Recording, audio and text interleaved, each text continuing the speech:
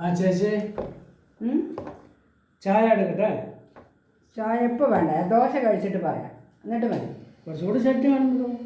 വേണ്ട, അതിലുണ്ട്, ഞാൻ എടുത്തോളാം. അതോ ഉണ്ടല്ലോ നിറയെ നല്ല ടേസ്റ്റ്, ഞാൻ എടുത്തോളാം. ഓക്കെ. ഏയ് എനിക്കൊരു 2 ദോശയും കൂടി കിട്ടും. സോറി ചേച്ചി, ഇന്ന് ഒരുപാട് തിരക്കാണ്.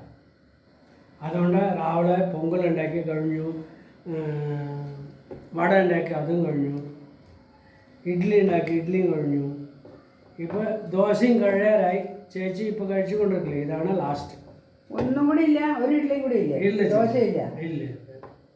ഓ, ഞാൻ 2 ദോശയോട് ചോദിച്ചാൽ എന്താ അറിയോ, ഇന്ന് ചട്നിക്ക് ഭയങ്കര സ്വാദ്. എന്താണെന്നറിയില്ല, നിങ്ങളുടെ കടയിൽ ഞാൻ അത്രയും സ്വാദുള്ളൊരു ചട്നി കഴിച്ചിട്ടില്ല. അത് ഞാൻ പതിവായിട്ട് കഴിക്കുന്ന ആളല്ലേ ഇവിടെ വന്നിട്ട്. ആ, ഇതുവരെ ഇത്രയും ഒരു സ്വാദുള്ള ചട്നി ഞാൻ കഴിച്ചിട്ടില്ല. എന്താണെന്നറിയാം, ഈ ചട്നിയുടെ എന്താ രഹസ്യം? ചേച്ചി അതൊരു തമാശ. 2 കൊല്ലം മുമ്പേ ഉണ്ടാക്കിയ ചട്നിയാ? 2 കൊല്ലം? ചേച്ചി തമാശക്കാരിയായാലോ. 2 കൊല്ലം മുമ്പേ ഓണത്തിന് എൻ്റെ മുത്തച്ഛനക്ക് ഒരു മുണ്ട് മേടിച്ചു. വേറെ നല്ലത്. അത് കുറച്ച് ദിവസം അങ്ങനെ ഓടുമ്പോൾ മുണ്ട് കീറിപ്പോയി. കീറും. പൈസ കൊടുത്ത് മേടിച്ചതല്ലോ, അപ്പോൾ കൊടുക്കാതെ കിട്ടില്ലല്ലോ. അപ്പം ഞാൻ എന്താ ചെയ്തു, ഒരു ഐഡിയ തോന്നി.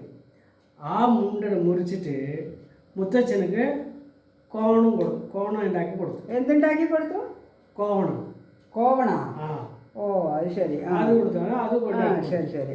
അപ്പോൾ കുറച്ച് ദിവസം അങ്ങനെ ഓടി, കോവണം കീറി. അപ്പം ഞാൻ എന്ത് ചെയ്തു, ആ കോവണത്തിന് പിന്നെ ഒന്നും കൂടെ മുറിച്ചിട്ട് ഇഡ്ഡലി തുണിയാക്കി. മനസ്സിലായില്ലേ?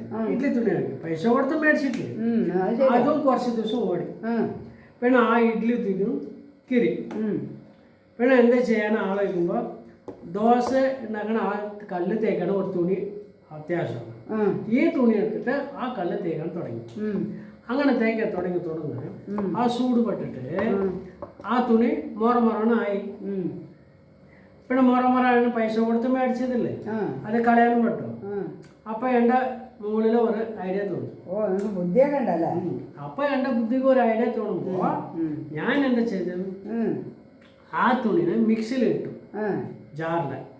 അതിനുശേഷം തേങ്ങ, വെളുത്തുള്ളി, പൊട്ടുകടല, ഒരു 5-6 എണ്ണം സീനക മുളക്, ഇതൊക്കെ അതിലിട്ടിട്ട് കറമുറ ഇങ്ങനെ അടിച്ചു ചട്നി പരുവത് ആക്കി.